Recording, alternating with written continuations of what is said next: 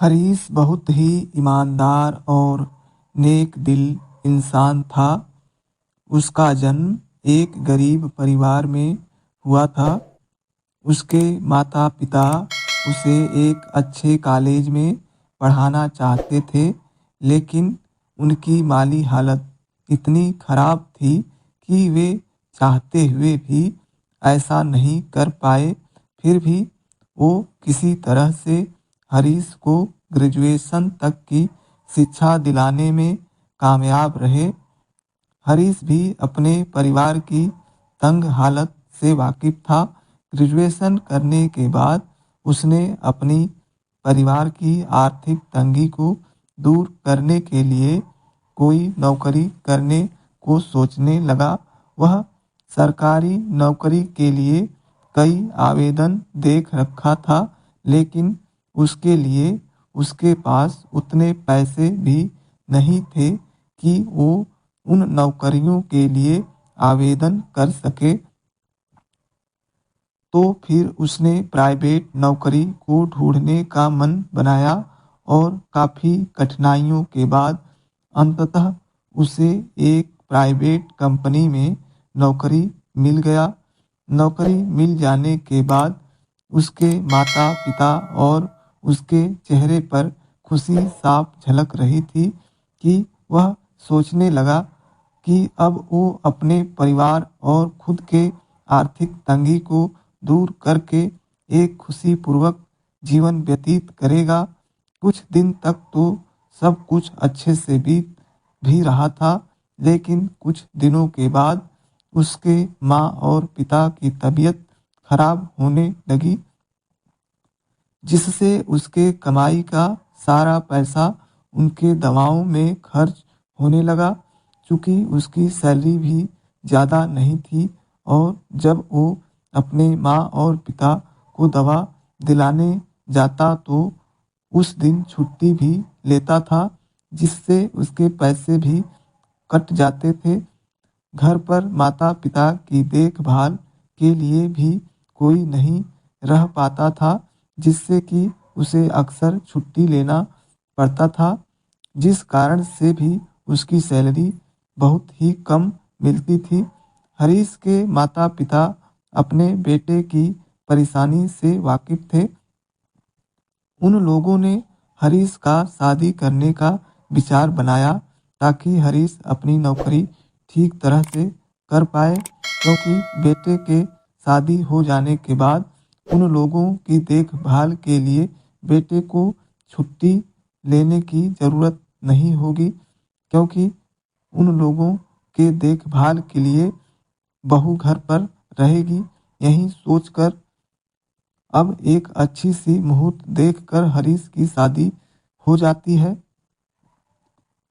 शादी में हुए खर्च और दवा पे हुए खर्च से हरीश का दिमाग बिल्कुल भी काम नहीं कर रहा था, क्योंकि जिनसे वे पैसे उधार लिया था वे लोग बार बार उसको मांगने के लिए घर पे आ जाते और हरीश को भला बुरा कहते।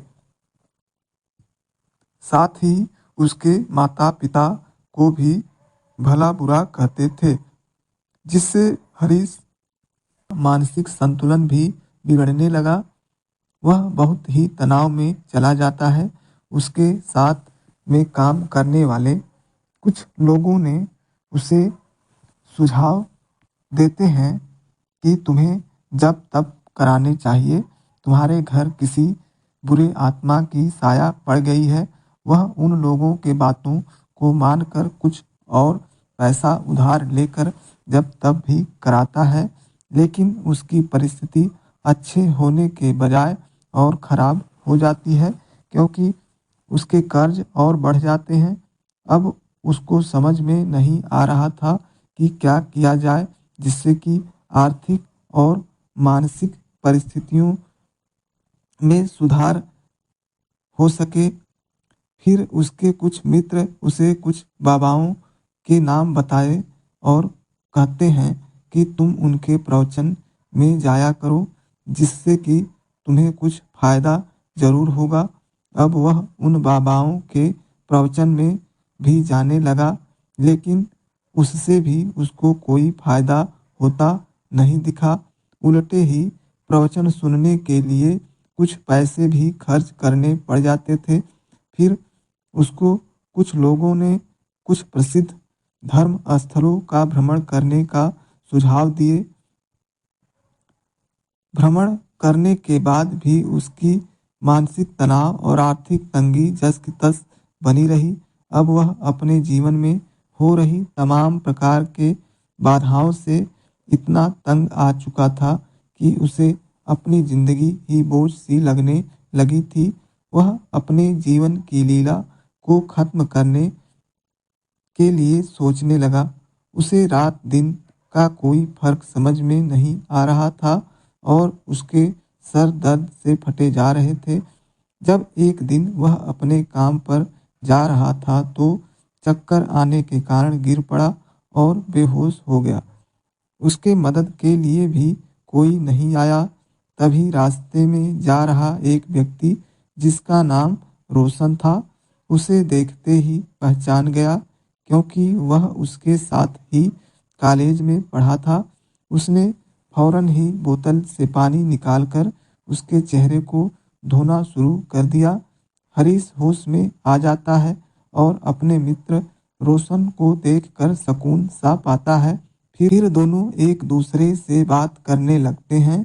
हरीश अपनी सारी परिस्थितियों को रोशन को बताता है। हरीश की बातों को ध्यानपूर्वक सुनने के बाद रोशन मुस्कुराता है और कहता है, दोस्त, तुम्हारी समस्या जटिल जरूर है, लेकिन इतनी भी जटिल नहीं है कि तुम उसे दूर नहीं कर पाओगे। अब जब तुम सबका कहा मानकर इतना कुछ कर ही लिए हो, तो बस तुम मेरी एक बात मानो, तुम्हारी दिक्कतें आज से ही कम हो जाना शुरू हो जाएंगी। अपने मित्र रोशन की बातों को सुनकर हरीश बहुत ही उत्सुकतावश पूछता है, हाँ रोशन, मुझे बताओ, मैं ज़रूर तुम्हारे बातों पे अमल करूँगा। तब फिर रोशन उसे बताता है कि तुम आज से ही ध्यान करना शुरू कर दो। ध्यान में इतनी शक्ति है कि तुम उससे अपने मानसिक तनाव को दूर कर सकते हो और तुम्हें बहुत ही शांति का अनुभव होगा।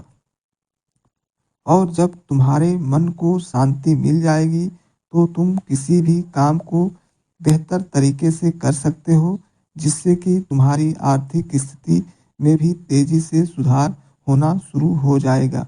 मैं तुम्हें मेडिटेशन करना बता दूंगा, उससे तुम्हारा कुछ भी खर्च भी नहीं लगेगा। बस तुम्हें अपने ज़िंदगी को बेहतर बनाने के लिए कुछ समय देना होगा। अब हरीश ध्यान करने लगता है। अब उसे ज़िंदगी की सारी कठिनाई बहुत ही छोटी लगने लगती है और वह खुशी का अनुभव करने लगता है। वह किसी भी काम को बहुत ही लगन से करने लगता है, जिससे उसके इनकम में भी इजाफा होना शुरू हो जाता है और खुद को और खुद के परिवार को भी खुशियों से भर देता है।